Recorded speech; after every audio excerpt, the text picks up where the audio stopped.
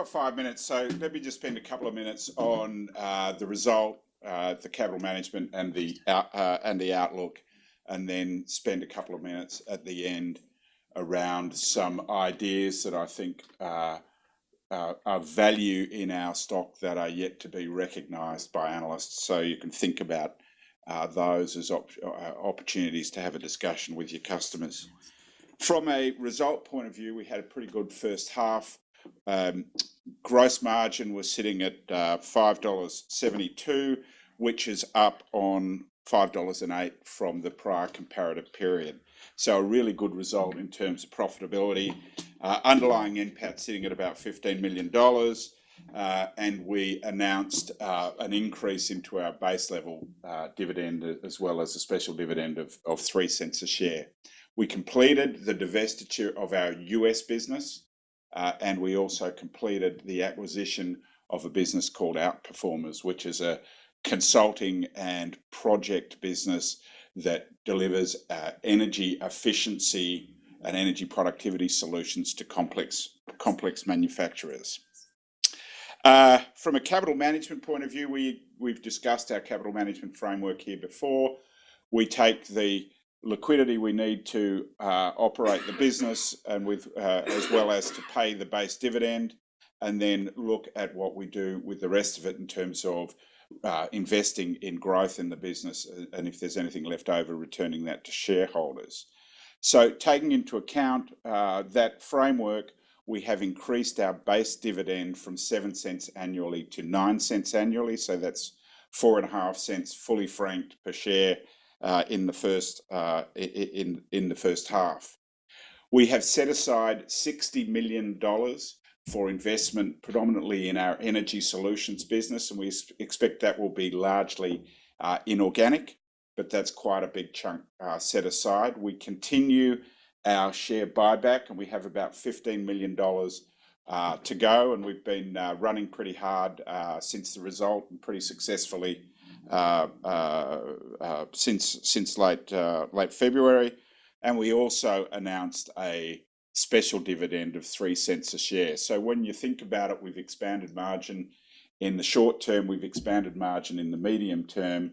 We've announced we've increased the base dividend. We've announced a $60 million acquisition plan and a special dividend. So I think we've sort of ticked the boxes in quite a few areas in the last result. If you go to our outlook for the full year, we expect to be down a little bit on load, and that's really a recognition that we are not going after unprofitable business. For us, we're sitting at 22% market share. There's not a whole lot of value at being 25% market share. In fact, you're probably going to be sacrificing margin in order to gain share. James and I have had a real focus on ensuring our growth is profitable growth in the way we price to customers. We have increased our outlook for the full year gross margin from $4.75 to $5.10. And I guess the other key point there is we had flagged to the market that there was an additional $35 to $45 million of NPAT, which would come in over FY19 and FY20 around our large-scale certificate strategy. And we confirmed that in the FY19 number would be $16 million of that, and the remaining FY20 number would be $21 million of NPAT. So if we just jump to the next chart, and I want to talk about a couple of things that I don't think are necessarily in the minds of analysts when they're building share target prices. The first is our generation business. We have a peaking plant at Oakey in Queensland and Neerabup in Western Australia. Clearly, a peaker is there to manage volatility in the market. The proxy for volatility is really the price of the $300 cap. And you can see today in Queensland, the $300 cap product is priced very low. Why is that? It's because the Queensland government is directing Stanwell to price at a low level, whilst it had been caught exercising its market power and really giving it to customers in the prior couple of summers. The effect of that was a lot of the volatility just disappeared because pricing remained low and remained constantly low in the wholesale market in Queensland. We have in Queensland a massive amount of solar, large-scale solar generation, which is going to be gradually coming into the market over the next couple of years. The effect of that is that there will be huge amounts of electricity available during the day and during sunny days, but at dusk and dawn, that is going to change. And you're going to see those large coal-fired generators trying to get the return on their investment by driving up prices.